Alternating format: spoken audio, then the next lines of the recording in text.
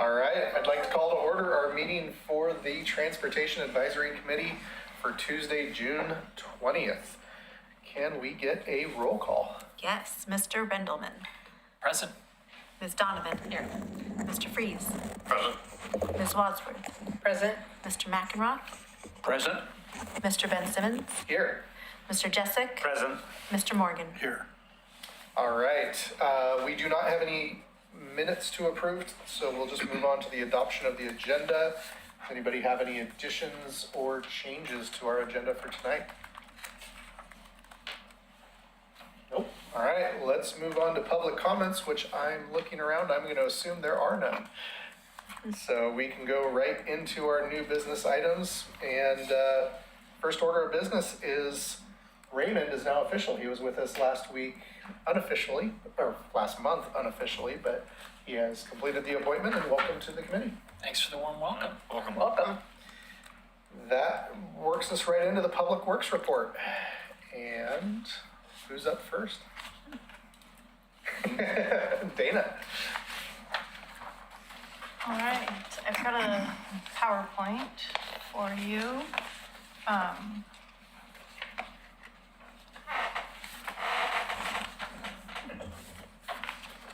Make sure this is.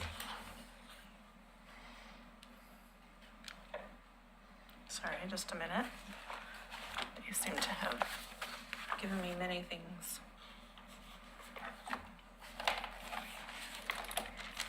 Yeah, I can't read that. Does that work?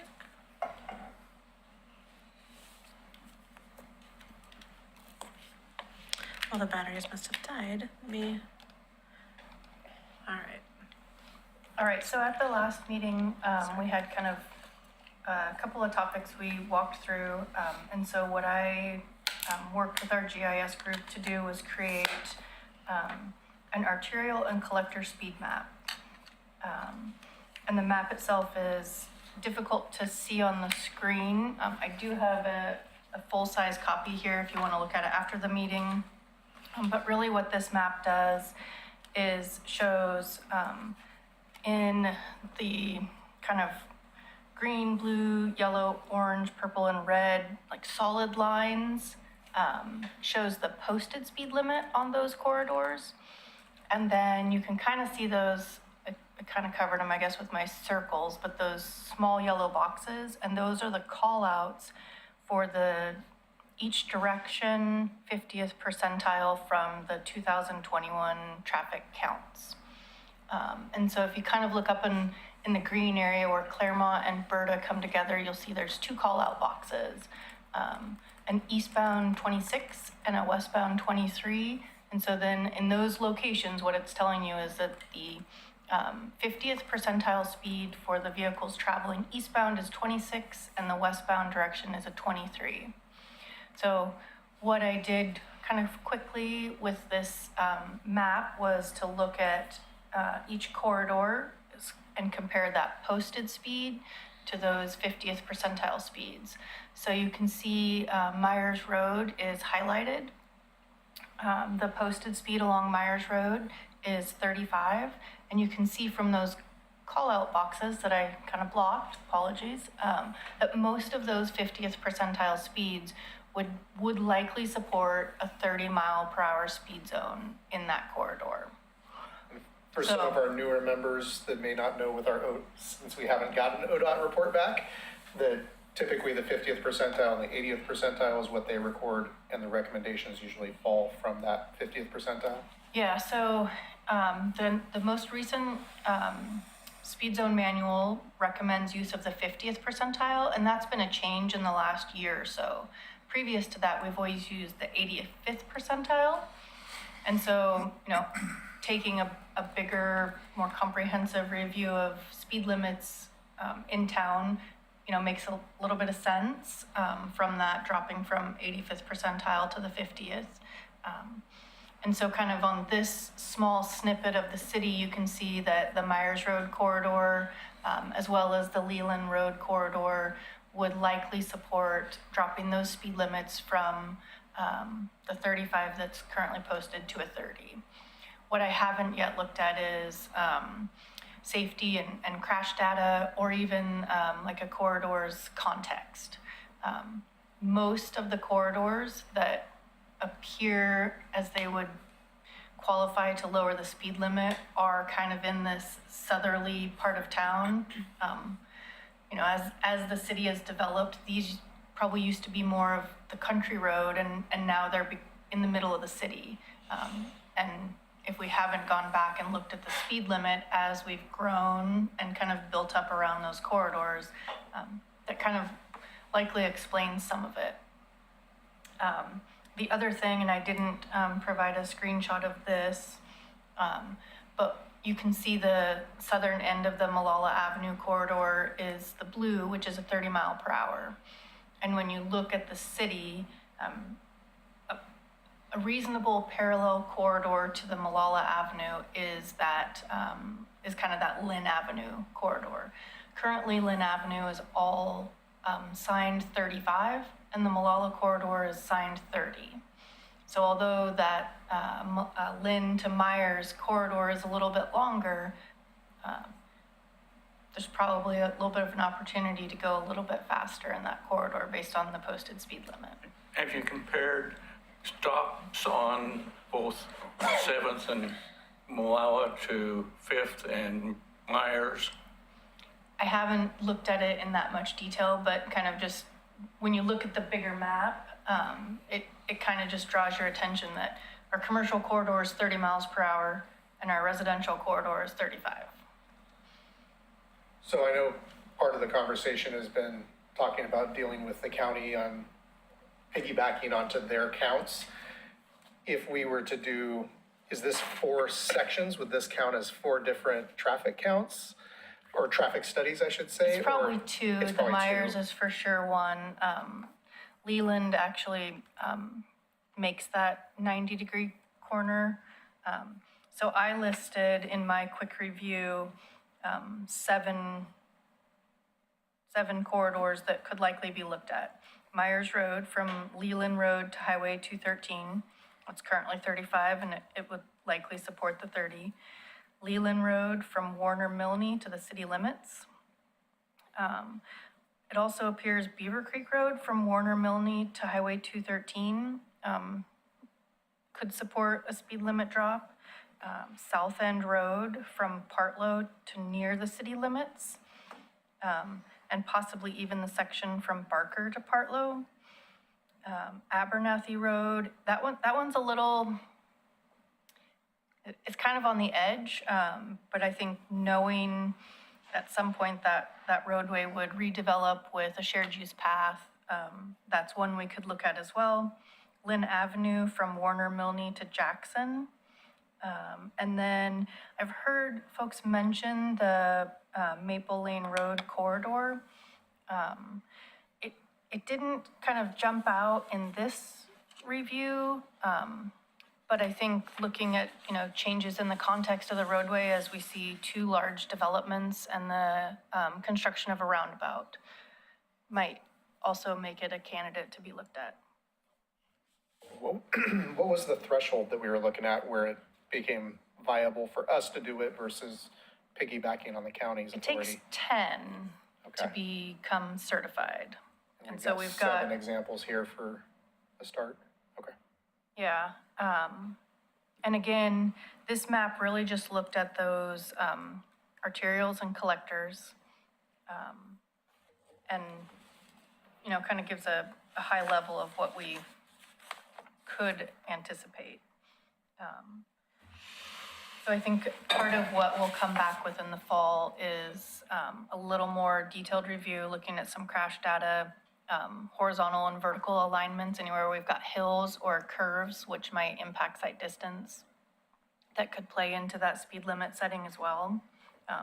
This is all kind of assumed just on what's happening today with everything being flat, right? So when we add those hills and curves, and again, I think that's one of those where the Lynn Avenue curves and some of the sight distance concerns we've heard from folks plays into that a little bit as well on that. That should be reflected in the speed data.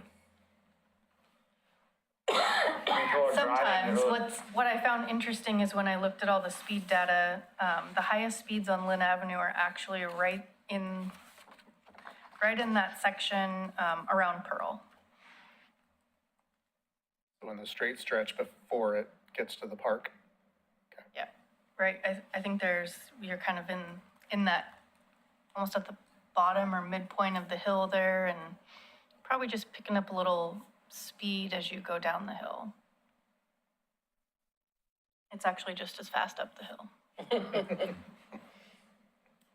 So we'll get this full map put in the system so you can see it. I had intended to print it, but found that even printing it on two 11x17s, I have to squint to read the numbers. So we'll get a copy. You can zoom in on your screen and look at it. There's also one here you can take a look at tonight as well. So that's kind of that look at arterials and collectors. On the next slide, there was a question on how many 25-mile-per-hour speed limit signs we have. We have 171 signs currently. 126 of them are the older speed 25 sign, and 45 of them are the newer speed limit 25 sign. I wasn't quick enough to get a quote from our streets team on cost for a full new installation. I feel like I was told at one point about $100 for a post and the V-lock and all the equipment. And I'm not sure what the going rate for a speed limit sign is. And if we were just swapping out the signs, that's very quick, and I would guess that high-intensity prismatic vinyl speed limit 25 sign is in a mass quantity is $30, maybe $35. And there's just 2 rivets to hold those on, so that's a very quick, change out. So, but as Dana mentioned, if we have to do a post and a V-lock anchor and things like that, you're more at the $100-ish range for parts and materials. And Does that include the manufacturing of the sign? yeah, it would. We have the ability to make these in-house, but frankly, we can get it from an outside source cheaper than me paying one of my utility workers an hourly rate to do it and the materials. So again, this was part of the discussion about looking at decreasing residential street speeds from 25 to 20. And so that's kind of where these questions came from. So if we were looking at doing that, you can see on the map, the dots are the locations of those signs. And there are many neighborhoods that have no speed limit signs. So if we were kind of doing a blanket speed limit change from 25 on a residential street to 20, there'd be a pretty big cost to go out and install signs and posts. If you replace, you would get some benefit, in those other neighborhood, people would realize like now the speed limit is 20 or something. Has anybody asked the police department if they are discriminating between the older signs and the new signs on enforcement? That is to say, the older signs are just a suggestion. The newer signs is an enforcement limit. I haven't asked. You could test the theory, Henry. You can get your boss to do 40 on one of those, see if they can use it. And did we get any information from Portland as far as the outcome of their 20 is plenty changeover? Crash data, incident data? I have not still gotten a response back from Portland. So I only kind of have what I shared last time.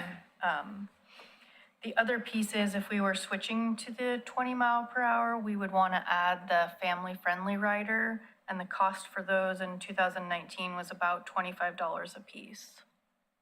But then those wouldn't go on all of them, just on those. On the 20 routes. mile per hour routes, yes. So it sounds like worst case scenario to switch out all of the signs would be $10,000 or less. So would that be something that has to go before city commission, or is it something that the public works budget could just decide to handle? It wouldn't have to go in front of commission. And if we, budgeted for a project like that in the $10,000 to $15,000 range in the next biennium, it is something that we, could do with the public works operation budget. But currently, we just had our new budget adopted, as you know, and, we did not budget an extra 10 to 20,000 specifically to replace 25 mile per hour signs. What makes you say it might cost 20,000? Oh, okay, up to 100 per, Yeah. and then it's close to, 200 signs. Okay, Plus the riders for the, yeah. but to make such a change, switch from 25 to 20, doesn't the council We would have to want do, to get a direction from them too, that's, it's an ordinance to drop it. So the city can adopt an ordinance to lower the speed limit, and we have to list each of the roads. So it would be I think it's an ordinance or resolution. It's a commission decision. And Raymond, I may have misunderstood your question when I said it would not have to go in front of the commission. That would be if we just wanted to upgrade the 25 mile per hour signs to the speed limit 25. Okay. So I should have clarified that, sorry. Yeah, the only point in switching out the signs, I think, is to reduce the speed limit to 20 and then get them all updated. I thought that the council was looking, city council was looking at this and kind of deferred it back to us to talk about, figure out if that's the direction that it makes sense, and then going back to them with a recommendation. Yes, so I think the intention would be that I'll use the summertime to kind of dive a little deeper into these arterials and collectors. We'll do this speed survey out to the community about kind of what is the community wanting to see. And so then in September, we'll bring all of this back with the intention that the Transportation Advisory Committee, kind of makes a recommendation to City Commission, and then we would take that back to the City Commission. As far as, are we doing a comprehensive review of speed limits on all arterials and collectors with a kind of a short list of likely starting candidates? And then based on how many roadways, I'll work this summer with the county to decide, do we become certified on our own? Do we work with the county and ODOT to kind of do this, them become certified on our behalf and the logistics of those options?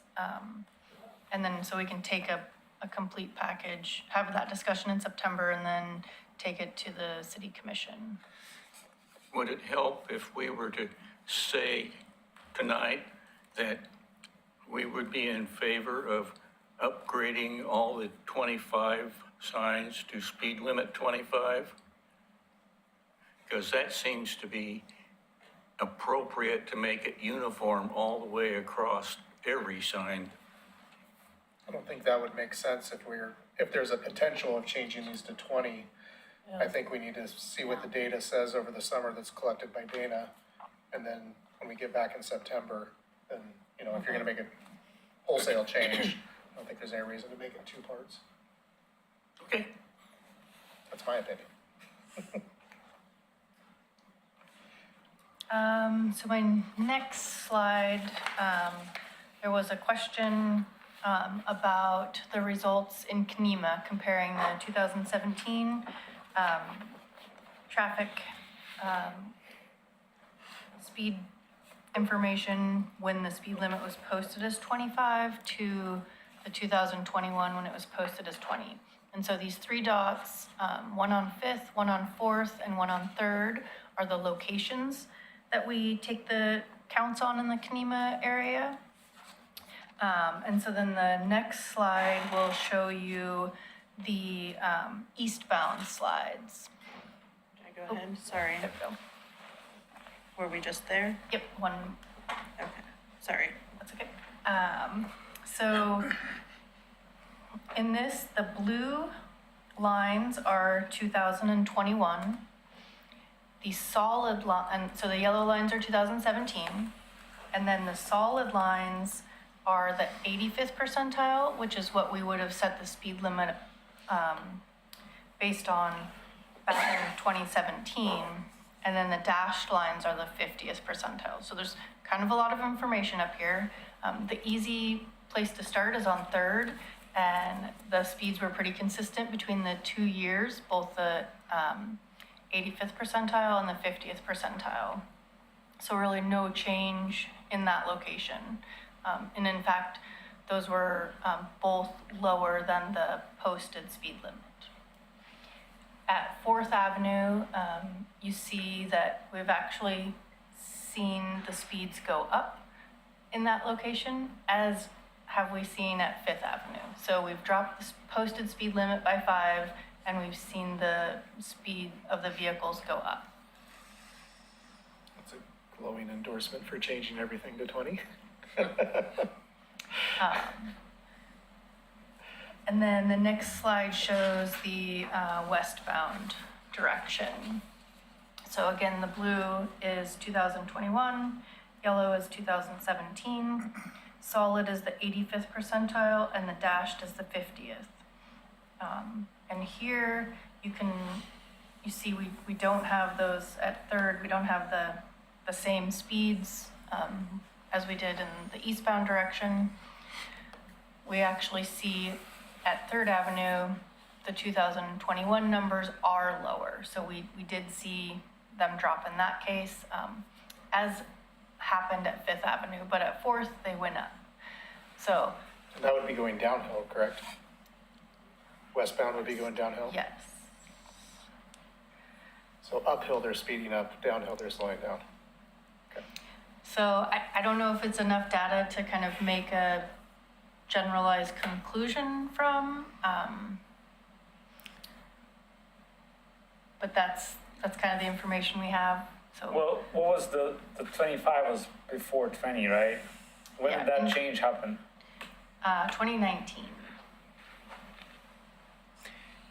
Another question. 19, so so these are, I guess, So one set's before and one set's Yeah. after. I've read that speeds tended to go up during the pandemic. People tended to drive faster, and I was wondering if As that's true in volumes Oregon went City. down, speeds went up. So that 2021 count might be a little bit inflated because it's a pandemic count. It could be. I didn't look at the volumes. Generally, this neighborhood is kind of, I don't know that they get a lot of cut-through traffic on a regular basis. I suspect when 9090 is congested, they might see more cut-through traffic. In Oregon City, did speeds generally increase on the 2021 count versus earlier counts? I don't know that. I know generally what ODOT was saying is that as their volumes went down, their speeds went up. Yeah.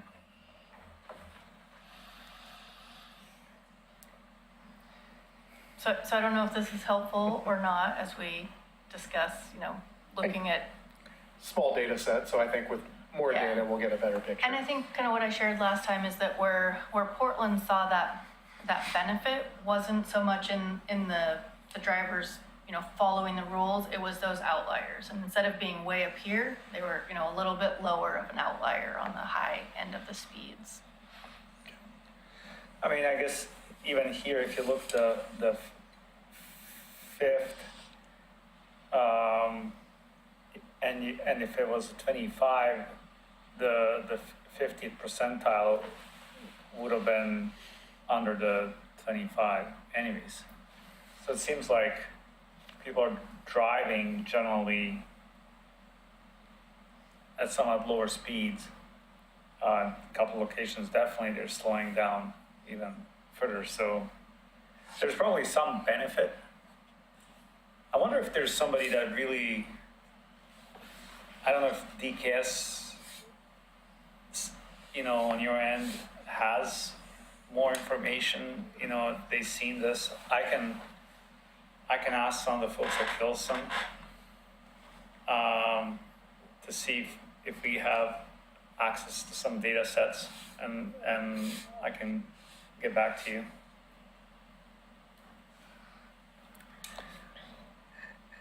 There has to be, There's gotta be another Portland out there that has the data that's willing to share even it. Portland, I think we Yeah. could I think there's a way to get those data sets. Let me see what I can do on Kilson end. That'd be great, appreciate that. So my next slide is just a little bit about the summer speed survey. I have not spent much time thinking about what the questions might be. So I don't know if there's suggestions from the TAC on those questions to get me started. My outreach ideas were to include it in the monthly e-news. So probably not in July, because that'll come out July 1st, so I'll target August 1st.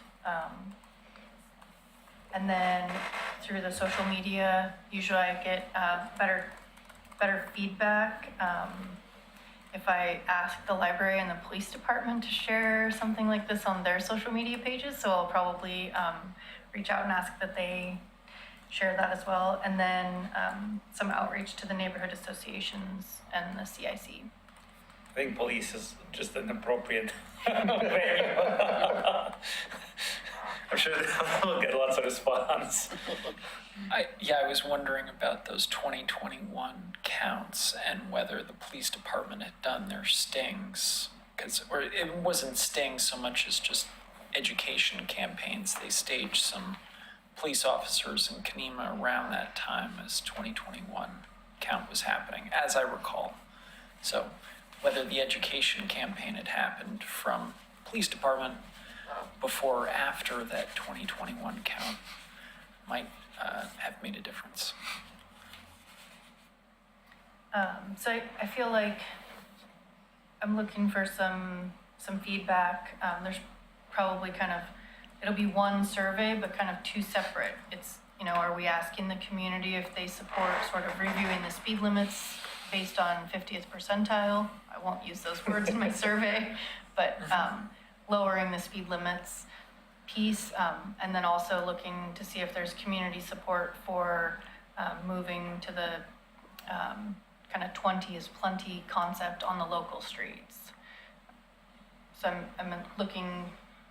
I would think, at least in my neighborhood, I can speak to it. I think they would be all for it. I live by Gaffney Elementary, so I'm always an advocate of the slower speeds, the amount of children walking, as we talked about getting out of COVID, bus stops. There's a lot of children, and as you showed on some of those other sides, that slide earlier, we connect to a lot of busy roads where people are picking up speeds and moving. So I would say that from the people I talk to, not that I've talked to everybody in my neighborhood clearly, but I would say overall, you constantly see people putting those nice little signs that you can buy on Amazon that slow children play, and we're seeing more of those as summer's happening. So I think they would be all for it based off of what I've seen as I've driven around town. One thing I've seen over the years that is a visual, but is also a no-no, is this little signs and crosses that say, "We had an accident here."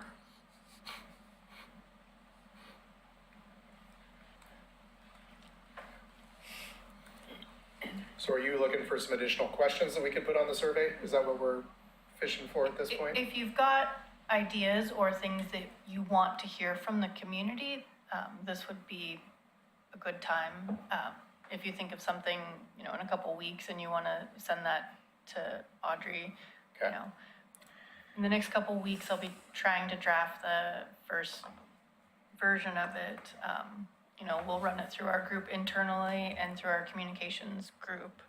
But I want to make sure that you're getting your questions answered to help you guys make a decision or a recommendation to the commission. I think it would be good if we had a few, yes, no type questions, because that would be more data control than open-ended questions. I mean, I'm all about like a few open-ended questions, but in my history of collecting data, if we can try to be like, you know, do you support 20 miles an hour on your local street? Yes or no, right? That's going to give us some clear data points versus the other one, what conditions are people more likely to speed? Now, are we going to put 5 conditions we think in there and it's a multiple choice? Or are we just letting them fill in a box? And you could have both. I like where you're going with that. You could have yes or no, you could have the 5 different options, and then also have an other box, right? Or if yes, please explain why, and have a box so they can type it out. Yeah, so that's what I mean. It's just like, as I collect data all the time, like I'm always trying to figure out a way to get accurate data, but not like loop them into only answering what I want them to answer. So I like that setup a little bit more. It gives us our data, but also gives them the freedom to respond and look at those comments. Good point. One thing on that bullet number 3, countermeasures, speed humps. I mean, you guys don't. I was gonna ask Dana to remove the speed hump part. And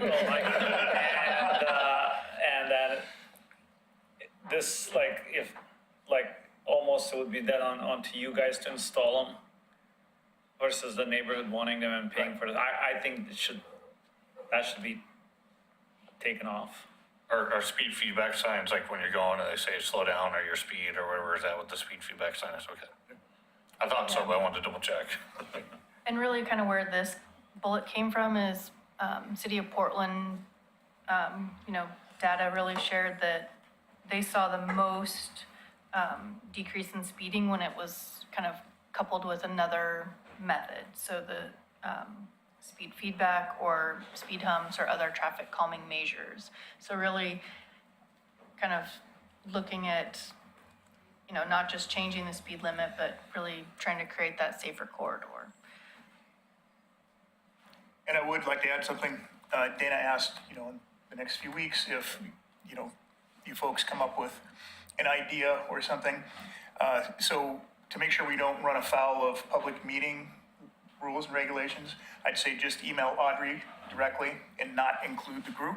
And it's not to hide anything, it's just, again, we've ran into this in the past where a board member sends out an email to everybody, then another one answers, and then the city recorder is knocking on her door going, hey, you need to watch this, it's not a public meeting. So again, just if you have questions, ideas, things like that, just please send them to Audrey directly.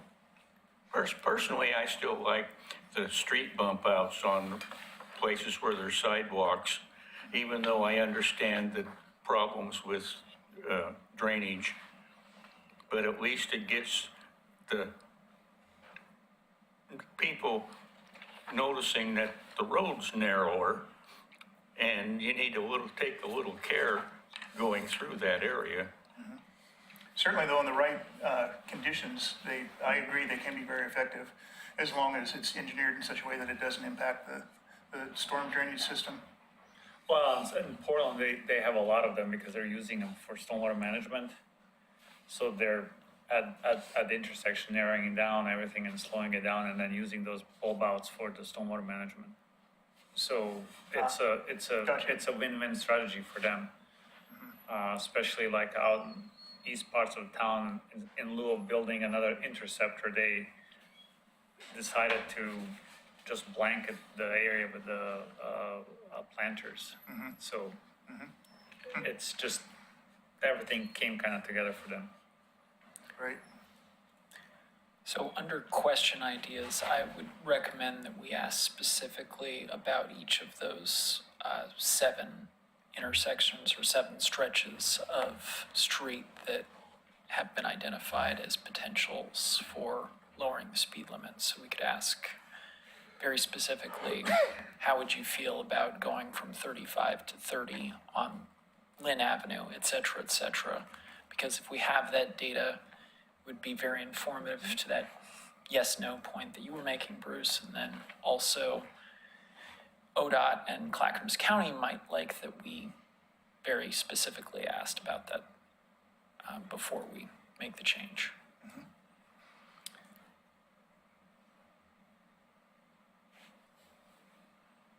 Anything else? No. My next slide is just sort of a recap of next steps. Sorry.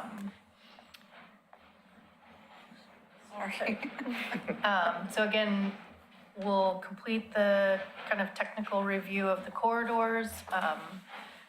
We'll do a safety review, kind of a corridor context review, and then this kind of high-level review of the speed. And then really look at those other characteristics as well. We'll get the speed survey out, probably really focusing on the month of August for that outreach. That'll give me time to get the results back and kind of summarize those for your September meeting, and then also come back with a recommendation on how to proceed with the delegated authority, either as the city becoming certified or the most promising option for working with Clackamas County. So if you were to look road geometry and all those constraints, do you expect some additional corridors outside of the ones you identified would potentially qualify for the speed reduction? Possibly. I think kind of this was a really quick look just based on speeds. And again, I mean, if that's the case, that you're almost at 10 at that point, I think it would definitely make sense for the city to pursue delegated authority. And not only that, I mean, the city's growing. So this is, there's going to be probably more of these in the future. So it seems like it would make sense and that you guys have full control over this and don't have to wait for ODOT for 6 months or a year to get back to you with the speed study. or 18 months. Yeah, I was gonna Like, say, I think longer. I think the one was submitted in August, so we're probably getting close to 2 years. So there you go. Can we take those back? And are we certifying a person, a department? What does the certification apply to? I believe it applies to the agency. Okay. We do have to turn in who has taken all the training courses and who's the licensed engineer reviewing it, and who's the person who's gone through the training and is doing the investigation work. So it does have to be 2 separate people. And it's a one-time deal, and then the city's certified, is that? to It be appears determined? that way. Okay. So if we do the work and everything now, then we've set the stage for further down the road. Okay. They may question if your staff leave, but I don't know how they would know that. Okay. So getting into how long it takes, we were supposed to get answers on 213 back in March. Any update? There's been a lot more accidents along there since March. Yeah, I think Glen Oak was turned in a month before that one was on 213. And where are we at in Glen Oak? Still Still waiting. haven't heard. I think this is ridiculous. This completely makes sense for the city to pursue this thing. Yeah. I'm still waiting for a reply on my submission to ODOT that contacted me. And then I got the excuse, oh, I'm so sorry, I missed over your email while I was on vacation. And then I never heard back again from them regarding a lot of the road conditions on the 213 off-ramp, or, while they're doing all this changes here, the wash machines, the dishwashers that are laying up against the concrete wall there that fall off the trucks going to the dump. There's been some, and then people trying to cut in front of you when you're coming on the off-ramp there off the 205. And I gave them some ideas what they could do, and they said they'll study it.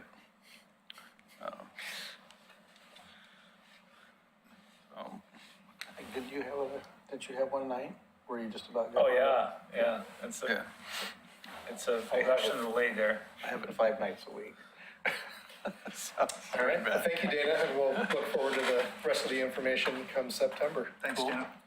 Update on the speed hump policy. Okay.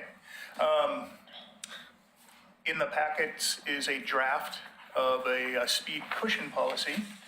And I'll go through the semantics here real quick. So the temporary speed cushions we bought, that's what they're called, speed cushions. the asphalt speed humps that get installed in the road are humps. So Okay. I don't want to confuse you. I found it to be somewhat confusing on the document, but I wanted to be clear on what we're talking about. These are the ones we put on Barker. That is correct. Okay. So, as some of you may recall, the TAC board recommended that we purchase these temporary rubber speed cushions to be implemented on Barker Avenue as the South End project was going on. So we did. We bought them, got them shipped out, got them installed. They worked pretty darn well, and they actually held up quite well. On May 8th, the county did their final paving on South End, and so we removed them, and they're stored in our warehouse there at First Street. And again, they held up quite well. We have to buy new anchors that we drive into the pavement because those just don't come out. So we actually took our we're crack sealing right now, and just filled those holes to make sure they don't collect water and make a pothole. So that being said, did you folks have opportunity to look through this draft policy?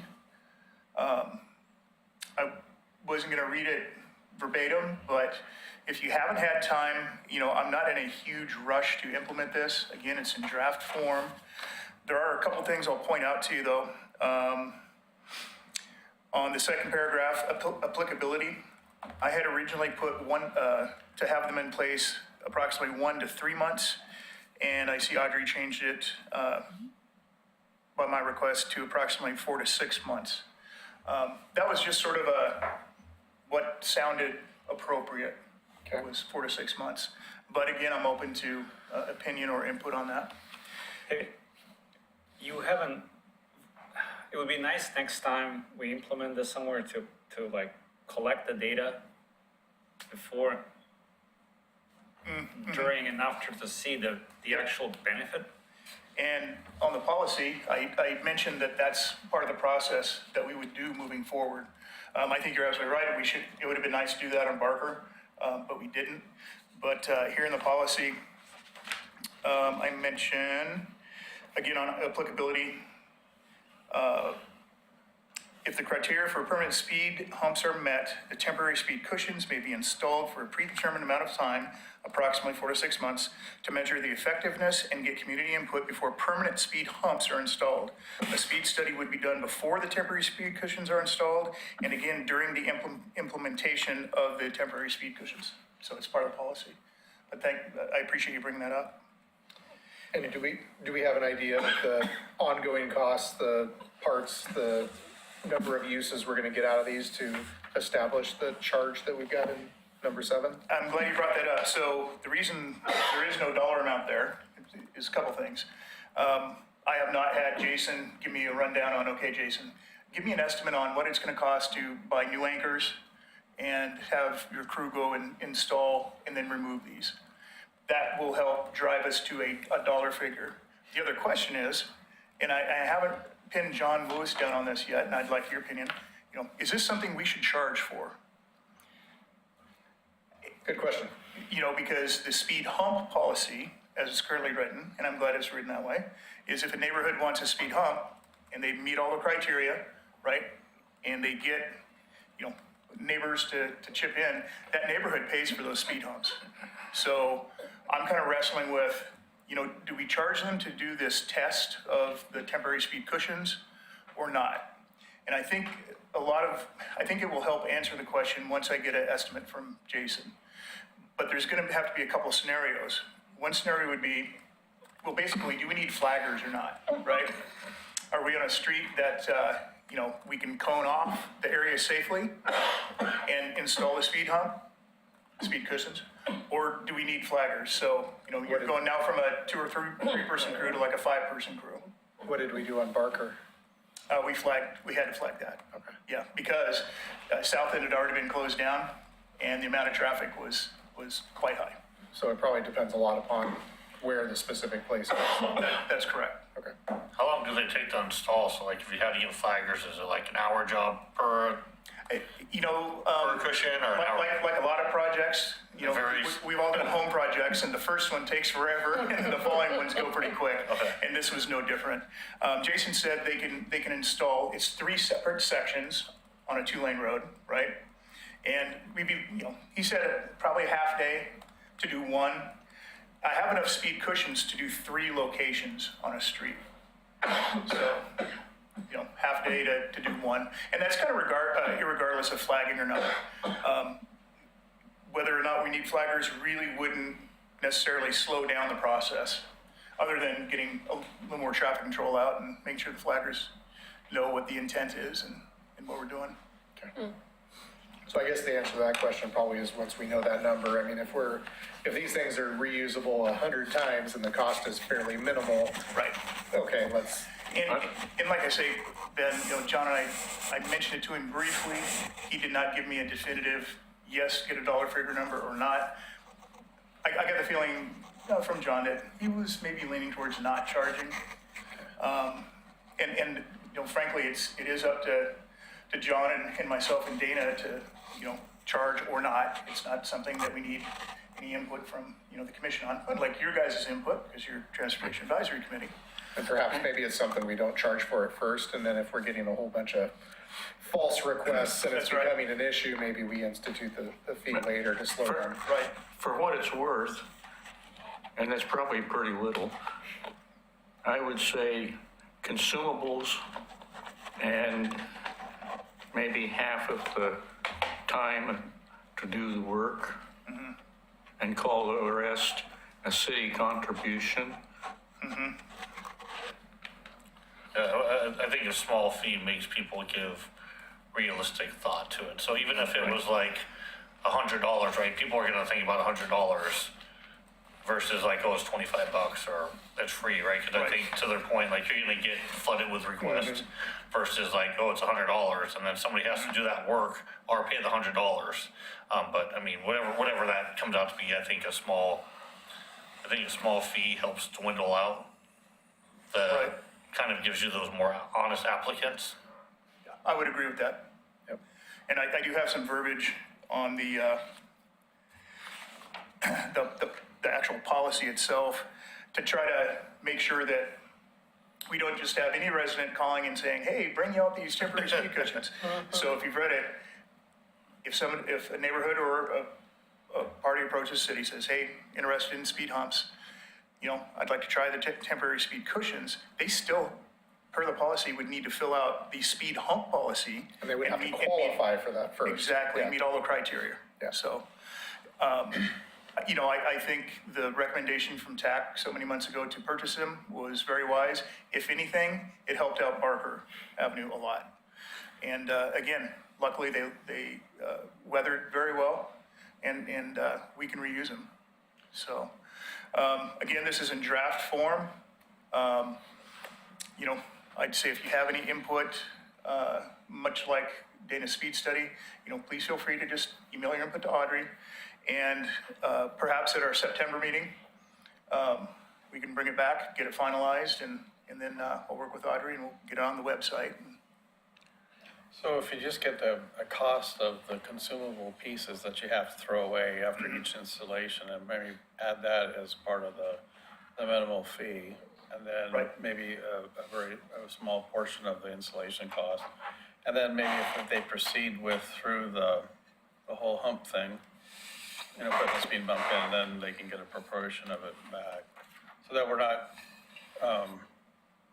it's kind of like sometimes when you buy something and if you have your dishwasher looked at and you pay the fee, but then if they decide we can't repair it, we'll give you the credit, to buy a new machine.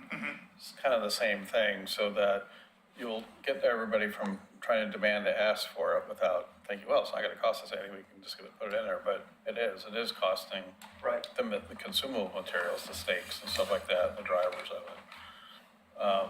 That can't be a lot, but it just slows are you really interested in this? Right. Instead of somebody gaslighting you Yeah. and saying, just make you spinning around in circles. Nope, good point Yeah. for sure. Jennifer, How many requests for these speed humps do you get? Not that many, or? We might get 1 to 2 requests a year, Okay. maybe none in a year. It's very minimal. Oh, But for these projects that we have, these major works projects, that's probably when you see them the use the most, when all of a sudden they've created a new problem somewhere else that nobody was interested in speed humps at the time. Just because now all the traffic is being diverted to them because they can't get around. So I guess you have to look at that as a different consideration if you're charging them. Yeah, and that's one, frankly, we've not talked about. Traffic is diversion. Implementing them, on projects. Cool. Any other questions on the speed hump policy? Okay. All right, who's tackling the traffic impacts? The traffic impacts, this is really just a list for y'all to have to reference. I must admit, I don't recall who it was from the TAC board many months ago, had asked, hey, can we get a list of different events and different projects that are coming this summer that, could impact traffic? So what you have in front of you is obviously special events. Lots of these are downtown. I think they're almost all downtown specific. And then the projects with major traffic impacts. Obviously PMUF, and that's coming to town here in the next couple weeks. Main Street 88 project, Maple Lane North and South project that we were talking about earlier. And then throughout the summer, the Sears Farm development. Now, are they going to repave Holcomb? Because today they were chewing away at it. I'm not sure, Dana, do you know that? Will they get that done? Because that's already a washboard already, but now they got steel plates in the ground and asphalt humps. Are they gonna require, when they get done drilling the heck out of that street, are they going to resurface the entire street? Or are they gonna get a pass on that? And we're gonna have more moon holes running up and down there. I would have to look at the plans. I suspect that it's probably at least a half street. But if they're crossing all the way over, They're going to the center of the street. It's just gonna be half yeah, street. That's just I today. don't know.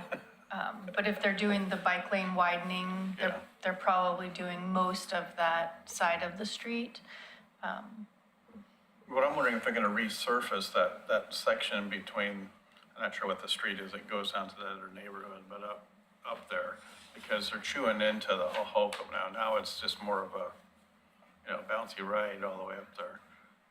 And that was started this morning. They were busy beavers. I would have to look. I'm not familiar I with just their hope they don't get away plans. with like, okay, we can do a lot of patches and we'll stare at it for the next 30 years. I had a thought looking at this just now. Is there a formal or semi-formal annual list of things that are done on Main Street and Railroad in that downtown area? Because what my thought was, making the assumption that we do get traffic diversion due to tolling in the future, would these events need to be relocated and redone to make them feasible? That's a great question. The list you have in front of you, should capture most of the quote-unquote larger events that happen downtown. Like Teddy Bear Parade? And Right. Yeah, which just happened here a few weeks ago. But that's a very good question, Henry. And unfortunately, most of these events that you see pictured, they're all pretty darn successful, and it's because they're right downtown. Right. So, yeah, All right, thank you. you got it. Actually, we're taking a break for the next 2 months, so I don't know if anybody has anything they want to add to the agenda for September, but if you do come up with it during the summertime, maybe email Audrey. We can add it to the list for the September meeting, which will be our next meeting. I do have one more quick thing. Sure. Wasn't in the agenda, but it should have been. Just a reminder, August 1st, it's the first Tuesday in August, is National Night Out. And I'll be doing the same bicycle trailer setup that I borrow from the city of Tigard and have it down there and have a little course set up for kids to ride around and learn about bike safety and things like that. So Audrey and I have been working on National Night Out. And the reason I'm mentioning it to you folks is I always ask for some volunteers. If you're willing to come down and work for all of it, a little bit of it, help set up, help get kids into helmets, help talk with parents, help tear down. Any help is appreciated, so. You just want us to email you that we can be there? Yeah, either Audrey or myself, or, say, I can send a follow-up to yeah, everybody. Okay, yeah, that'd be we'll- great. We'll shoot one out a couple weeks prior. Okay. It's August, And then maybe in September, we'll bring back, so historically, we've done our traffic counts every 3 years. We're moving to a 1/3 of the city annually program to kind of balance the work with the team that does that. And so in September, we can bring back kind of what that 1/3 of the city looks like for this year and share. Those counts typically happen after the community college is fully back in their fall session. So typically October is kind of that timeframe. Is there a way to target the counts in these areas where we're thinking reduction in speeds? Blanket that area first. I think what we're trying to do is group them by neighborhood association with the hope that most folks know the neighborhood association they're in. So I can look.